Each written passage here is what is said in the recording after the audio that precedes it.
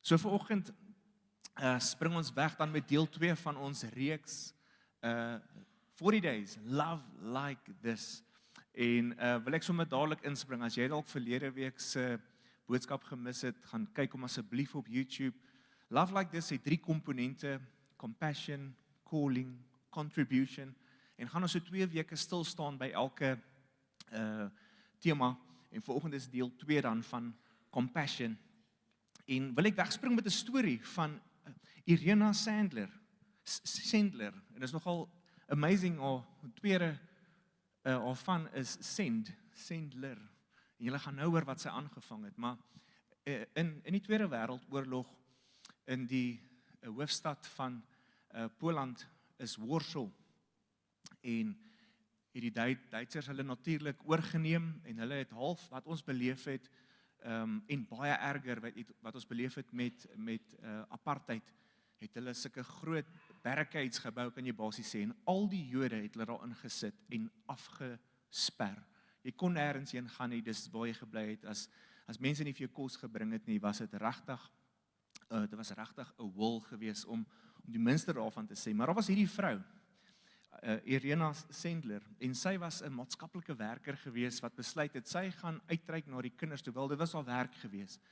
En terwyl sy daar is tussen in hierdie wil van mense wat siek is en leef in die mees haaglikse omstandighede, sien sy hierdie kinders en sy besef as sy nie gaan inspring nie, gaan hierdie kinders sterf. En sy begin een na die ander kind of in 'n aardappelsak weg te steek of in 'n skoenboks, die babas, of in een of ander vorm van vermomming het sy hulle daar uitgesmokkel. En het sy op die einde van die dag 2500 kinders daar uitgesmokkel. Met ander woorde, 2500 keer het sy haar eie liggaam, haar eie menswees op die spel gesit, waar die Duitse soldate, die Gestapo, militêre polisie haar kon uitgevang het en haar net daar op die spot veroordeel, doodgemaak het op daai oomblik. 2500 kinders smokkel sy uit toe hierdie ghetto uit.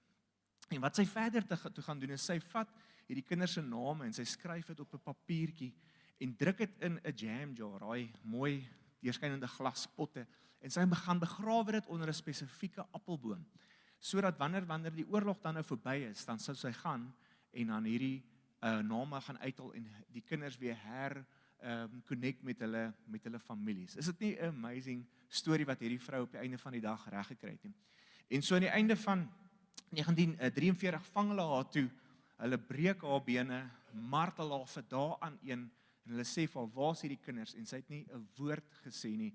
Op die einde van die dag kom die Poolse ondergrondse weermag, en jy maar sê, smokkel haar toe op die einde van die dag daar uit die tronke uit, red haar lewe, en bly sy lewend tot 'n hele paar jaar na die Tweede Wêreldoorlog. Julle kan haar storie gaan lees, dit is 'n incredible storie.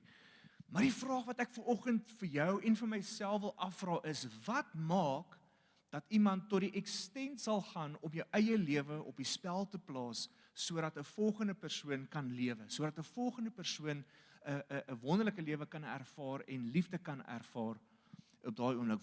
Wat maak dat mense 'n behoefte sien? Eerstens, wat maak dan dat mense nie die behoefte sien nie, maar ervaar in hulle binneste? En wat maak dat mense daarop reageer? Met ander woorde, om jou eie lewe op die spel te sit. En Paulus kom, en hy gee vir ons die antwoord, natuurlik in 2 Korintiërs 5 vers 13 tot 15. Hy self het sy eie lewe op die spel gesit. En hoor wat sê hy? As ons buite onsself is dit vir God. En ek gaan nou vir julle verduidelik hoekom Paulus daai stelling maak. As ons by ons verstand is dit vir julle.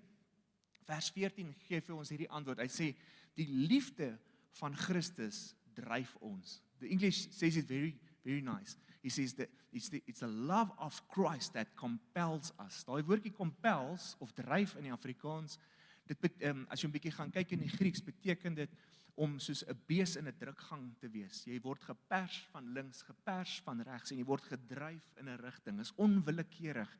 Jy kan nie anders as om lief te hê nie. Dis wat Christus se liefde in jou binneste kom doen.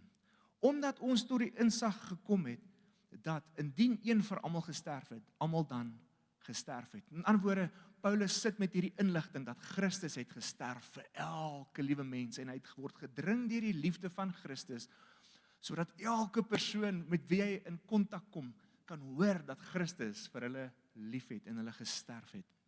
En hy het ter wille van almal gesterf, sodat die wat leef, nie meer vir hulle self sal leef nie, maar vir hom wat ter wille van hulle gesterf het en opgewek het. So hier's Paulus. En hy skryf hierdie brief vir die Korintiërs en hy skryf dit in respons tot mense wat vir hom gesê het, hoorie, as jy 'n bietjie die kommentare gaan lees, dan sal jy hoor, die mense het heel moontlik vir hom gesê, hoorie, jy's mal, jy's nie lekker in jou kop nie. Want in die Korintiërs se kultuur van lewe, veral die leiers, die gesiene mense, het hulle geleef sodat ander hulle kan dien. Ander moes hulle lewe neerlê vir hulle. En was dit die kultuur van daai samelewing gewees, dat jy het so gewerk dat die volgende ou vir jou kan kom dien. Slawe moes jou bedien. En hier's Paulus besig om 'n ander evangelie aan hulle te verkondig. Hy sê nee, ons moet ons lewe neerlê vir die volgende persoon. En hy sê, dis waarom hy sê daar in vers 13, as ek buite myself is dit vir God. In ander woorde, as julle dan dink ek is mal, dit is okay, ek doen dit vir God. Ek lê my lewe neer vir die volgende persoon. Nou waarna dryf hierdie liefde wat Paulus hier binne in hom het? Waarna dryf dit nie net hom nie, maar vir jou, want ons het Heilige Gees in ons, reg? En ons het sy liefde in ons. So wat doen hierdie liefde met my en jou? Vanoggend wil ek dit so 'n bietjie anders kom verpak. En ek wil sê, hierdie liefde dryf ons om te weier. 3 goed waarvoor liefde ons help om te weier. Ons weier om te leef met minagting. Aan die ander woorde, ons kyk na hierdie wêreld en ons wys vingers en sê, dis hierdie mense wat, julle ken mos nou die gesprek wat daar in die kar in te kere gang is, hierdie mense wat sorg dat ons land in die gemors is waarin hy is. Dis hierdie mense, ons wys vinger die hele tyd. Wanneer ons leef met hierdie minagting en vingerwys die hele tyd, dan distansieer ons onsself die hele tyd van die res en sê nee, ek kan myself nie vereenselwig met hierdie mense nie. Maar wanneer ek en jy compassion toelaat dat Christus se compassion en liefde nie net in jou leef nie, maar toelaat dat dit deur jou leef, bring dit jou na 'n plek waar jy na die mense om jou kyk en sê dit is juis vir hierdie mense waarvoor Christus gesterf het. Sien jy die verskil? Dis 'n liefde wat jou dring. Dit sê, dit dryf jou na die persoon toe waarvoor jy die minste lief is. Dit dryf jou na die persoon toe wat jy die meeste mee verskil en sê, dan liefde bou 'n brug in hierdie oomblik na hierdie persoon toe met wie ek kan saamleef. Liefde help ons om te weier dat ons leef met meerderwaardigheid, kompleks. Ek is beter as jy, superiority. Ons sê ons is beter as die res, maar liefde kom help ons om dan Efesiërs 2 sê ek self is uit genade gered. Ons is almal gelyk in Christus se oë by die voet van die kruis. Dit is my beginplek, dis jou beginplek. Is ons gevind in Jesus Christus se genade. En as Jesus Christus se genade vir my genoeg is, dan is dit vir die volgende ou ook goed genoeg. Dieselfde genade en liefde wat Jesus vir my gegee het aan die kruis, gee hy ook vir die volgende persoon. Die derde ding wat liefde kom, hierdie compassion kom doen is, dit leer ons of dit help ons om te weier dat ons leef met onbetrokkenheid. Om te sê, dis nie my probleem nie. Dis hulle probleem. Wanneer ons baie keer verby, en ek sê dit binne konteks, want ek weet ons kan nie almal op een slag help nie. Een van my vriende in die week, ou Herman, hy post so 'n prentjie waar hy sit en hy bokant sy kop is al sy vriende waaraan hy dink. Dis 'n AI prentjie wat hy natuurlik gebruik het, maar dit kleur die prentjie baie mooi en hy dra hierdie stuk bekommernis vir al sy vriende. En hy sê ek kan nie ophou dink aan hierdie nie. En lees ek sommer so deur die comments en self 'n comment daar gelos. En ek sê vir hom, my vriend, een op 'n slag. As jy ons almal probeer help, gaan dit jou mal maak, maar ons soek een op 'n slag. Ons doen een op 'n slag. Gooi ons gewig daarin. En dis wat ek wil sê, by hierdie ons weier om te leef met onbetrokkenheid. Wanneer ons hartseer sien, sê onbetrokkenheid, is hartseer, maar is jou probleem. Is jou probleem. Maar medelee sê, compassion sê, wat kan ek doen om jou te help? As dit God se hart breek dat jy so hartseer is in die oomblik, as dit God se hart breek dat jy deur hierdie moeilike omstandighede gaan in hierdie oomblik, dan breek dit my hart ook. Dit wat ons verlede week oor gesing het, break my heart for what breaks yours, en kom voel jy daai compassion in daardie oomblik en dryf dit jou na aksie. Nou Jesus kom kleer hierdie prentjie vir die mense om hom en vir sy disippels, kom kleer hy hierdie prentjie in van hoe lyk hierdie compassion. En hy vertel vir ons natuurlik die storie van die barmhartige Samaritaan in Lukas 10 vers 25 tot 37. Dan vertel hy eers vir ons van die priester, kom ek hierdie vers, ek hard die storie vooruit. Nou daar het 'n Jood gekom en hy was op pad van Jerusalem na Jerigo, 'n baie gevaarlike pad, en 'n rowers het gekom, hom pimpel en pers geslaan, sy klere gesteel en hom vir dood gelos. En dan vertel Jesus die storie, hier kom 'n priester kom verby en hy sien hierdie man en hy kies om aan die ander kant van die pad verby te stap. Dan kom daar 'n leviet en hy sien die man en hy kies ook om aan die ander kant van die pad verby te stap. Hoekom is dit dat Jesus dan nou die priester en die leviet gebruik as voorbeeld in hierdie storie? Want julle moet verstaan, 'n priester is een van die high callings, die hoë geroepenis in die volk Israel se tradisies en kultuur. En dit wat hulle in die tempel moes doen, hy verstaan, hy het die Torah gelees en hy verstaan wat God kom sê oor die medemens. Hy verstaan iets van wat God se hart is vir mense en waarvoor hierdie offers is vir sonde en al die goed, sodat mense vereenselwig kan word met God. Hy verstaan dit. En dan kom die leviet. Dis hy's die ou wat die praktiese goed gedoen het daar so in die tempel en die musiek en al die goed. En hy verstaan ook 'n paar goed van God se hart vir mense. So hier kom Jesus en hy gebruik spesifiek hierdie twee, die priester en die leviet as voorbeeld om te sê dat hierdie ouens moes verstaan het wat in daardie oomblik moes gebeur het. In ander woorde, hulle dra 'n stuk godsdienstigheid binne in hulle, maar dit dryf hulle nie tot aksie nie. En dis baie keer wat in my en jou lewe gebeur. Ons raak baie keer so besig met kerk, dat ons half die hart van Christus verloor in daai tye. En ek is gereeld daar, waar jy so besig raak en sê, nee, ek is te besig, ek kan nie nou nie. Maar jy vergeet waaroor die hart van die evangelie gaan, om mense by Jesus uit te kry, en hulle lief te hê, soos wat hy hulle lief het. Ek wil vinnig 'n storie ingooi. Van 2006 tot 2014 was ek aanbiddingsleier hierso gewees, en dis nou 'n storie van onbetrokkenheid, né? Het ek myself in 'n arena gevind, die Here werk met ons almal op 'n unieke manier, so luister maar die hart van die storie, okay. Maar bevind ek my in 'n fase van my lewe waar ek so besig is met dit wat ek doen en ek doen dit goed en ek worry nie oor die breër gemeente per se nie. En dit kom toe daarop neer dat ek skuif na 'n ander gemeente toe vir so 'n periode van 7 jaar. Stap ek in met die houding van, gaan julle 'n ding of twee wys hierso, ek gaan julle nou mooi vertel, hoe speel ons kwantaar, en hoe doen ons 'n paar goed, en hoe ek net myself in 'n spasie bevind van, hierdie mense gee glad nie om hoeveel ek weet nie, en ek kom tot die besef dat, people don't care how much you know, until they know how much you care, en gebruik die Here daai mense in daai gemeenskap, sout van die aarde mense, nie dat Meyersdal dit nie was nie, moet dit asseblief nie dit hoor nie. Marius was op 'n journey en die Here het die omstandighede gebruik om Marius te shape vir toekoms. En bevind ek hoe die Here die mense gebruik om my net onvoorwaardelik lief te hê, en ek kom agter dit maak niks saak wat ek kan en nie kan doen nie. Wat saak maak is hoe ek lief het, soos wat Christus lief het.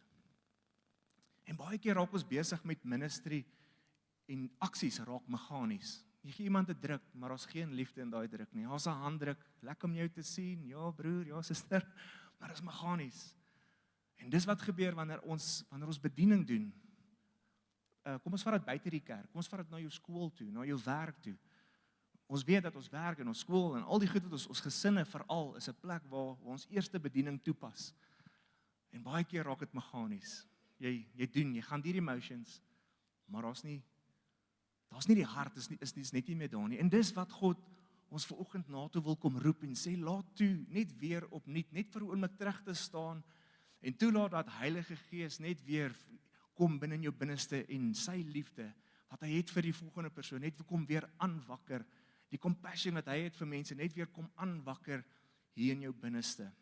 En dan kom Jesus en hy bring 'n derde persoon in hierdie storie in, die barmhartige Samaritaan. Nou ons weet die Samaritane en die Jode het niks in gemeen gehad, hulle was baie vies vir mekaar.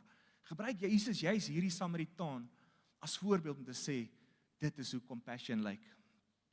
En dan sien hy hierdie persoon, dis die eerste ding wat hy doen. Die Samaritaan sien die Jood en dan volgende wat gebeur is die woord wat Johannes verlede week geleer het, splagnisomai.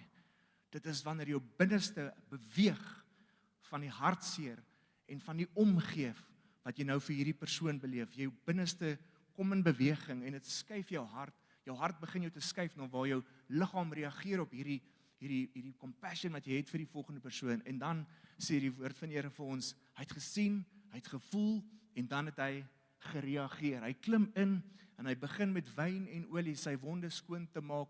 Hy sit hom op sy eie donkie, vat hom na 'n herberg toe en hy sê vir die herbergier, hoorie, ek betaal vir hierdie ou se verblyf en selfs al sal hy langer bly, sal ek nog meer gee as wat nodig is, sodat hierdie ou gesond kan word. Nou terug na Irena Sendler se storie toe. Na die Tweede Wêreldoorlog, julle weet nou, sy het oorleef en is hulle in onderhoud met haar. En hulle sê vir haar, wat het jou besiel? Wat het jou gedryf om 2500 kinders dan uit te smokkel? Jou eie lewe in gevaar te sit vir hierdie kinders. Dan sê sy die volgende, dit was maklik.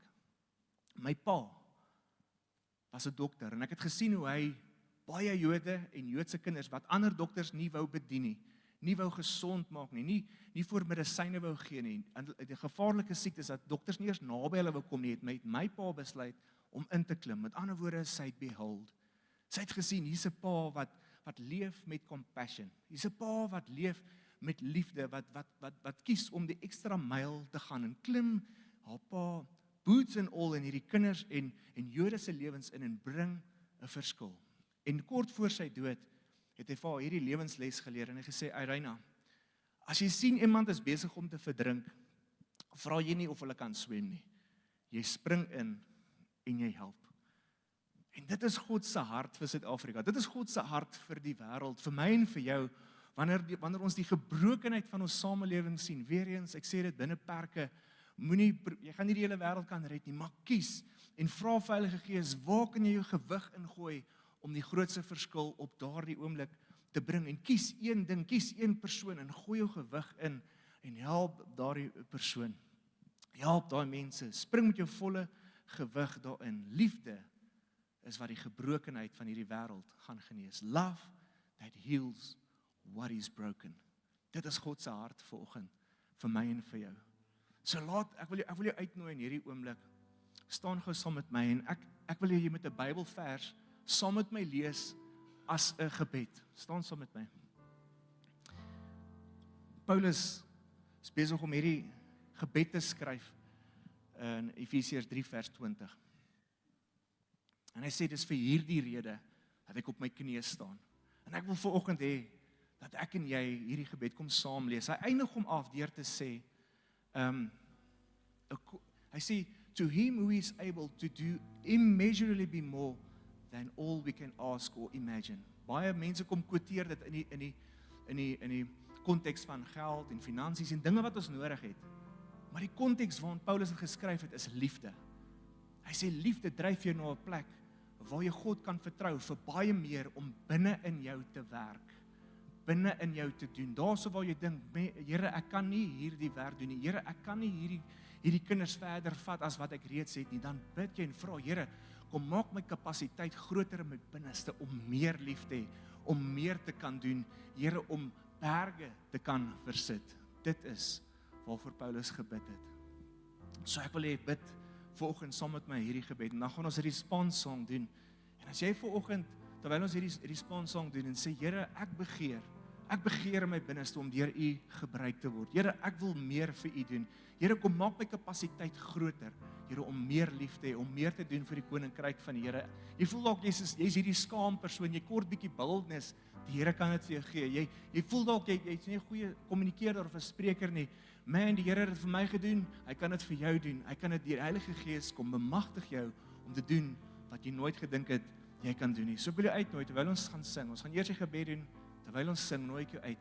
As jy voel jy het 'n gebed nodig, 'n aanraking van die Heilige Gees vanoggend, dan wil ek jou uitnooi, kom staan hier voor, en ek en Johan en Renée en die span is gereed om saam met jou net 'n oomblik van vertroue te hê, dat Heilige Gees jou hart volgende net weer aan die brand sal steek vir hom. Is julle reg? Is julle reg om saam met te bid hierdie gebed? Is hy op? Is julle reg? Ek gaan dan tel tot by 3, dan begin ons saam te lees. Is julle reg? 1, 2, 3. For this reason I kneel before the Father, from whom every family in heaven and on earth derives its name. I pray that out of this glorious riches He may strengthen you with power through His Spirit in your inner being, so that Christ may dwell in your hearts through faith. And I pray that you, being rooted and established in love, may have power, together with all the Lord's holy people, to grasp how wide, how long, and how the deep is the love of Christ. And to know this love that surpasses knowledge, that you may be filled to the measure of all the fullness of God.